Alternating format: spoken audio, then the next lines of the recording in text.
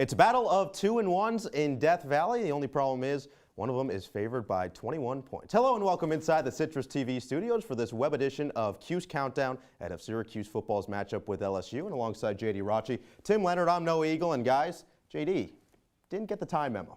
Listen, guys, blue's a sad color. Syracuse football, a win over Central Michigan last week. Let's bring a little life to the Citrus TV studios. JD, we all know I got the best time. I mean, look at these polka dots. I've been getting compliments all day on this bad boy. I'm not sure. I'm feeling the polka dots for you, definitely not feeling your tie. But before you two break this one down, let's take a look at each of these two teams through the first 3 games. And it's 2-1 Syracuse, 2-1 LSU. And yeah, you guessed it, the overall series is 2-1 in favor of the Tigers. Both teams with powerful offenses. However, LSU struggled on that side of the football. Last week, only 7 points for the Tigers in the loss to Mississippi State. So JD, how will that loss play into the motivation of Coach Ed Orgeron's team?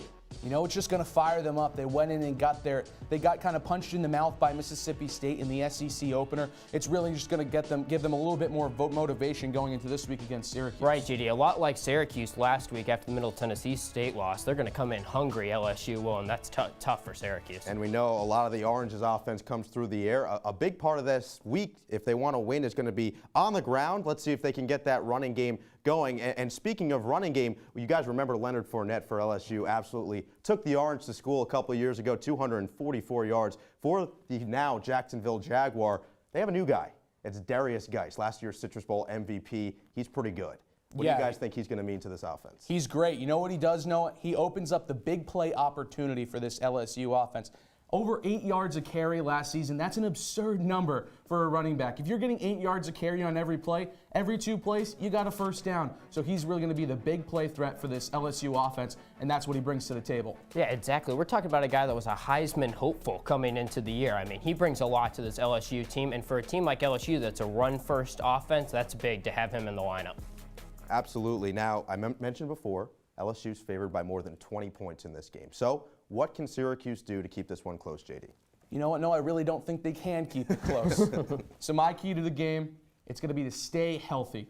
Look, you got the ACC schedule coming up next week. North Carolina State's going to be the first game, but then you've got games against Florida State, Miami, Clemson, Louisville. It's a really tough schedule. You've already had some key injuries. Antoine Cordy and Jamal Custis already out for a couple of more weeks. Eric Dungy obviously injury prone, so you're going to want to keep them healthy moving forward into league play. Absolutely, JD. And you said it's going to be tough to keep it close. I think the only way for Syracuse to keep it close, my key to the game, is if they get the offense clicking early. That's the biggest thing because you know, as we touched on, LSU is going to come in hungry. Death Valley will be rocking. So Syracuse has to set the tempo early, maybe silence that crowd a little bit, and hopefully lead to some LSU mistakes. Yeah, and we hope Eric Dungy can actually play this entire game. You mentioned the injuries. We've heard what they have to do. Tim, can they do it? I don't think so, no. I've got Syracuse losing this game 38-14. It's just going to be too tough. A hungry LSU team, not to mention the speed they have on the defensive side of the ball. I think SU's offensive line is going to get exposed, and SU's frankly going to run into a buzzsaw this Saturday. Yeah, Tim, I agree with you. My score prediction, 42-17 in favor of the LSU Tigers. And look, it comes down to the talent level. SU just can't match up with LSU on either side of the ball. And you mentioned it, Death Valley is going to be a huge home field advantage.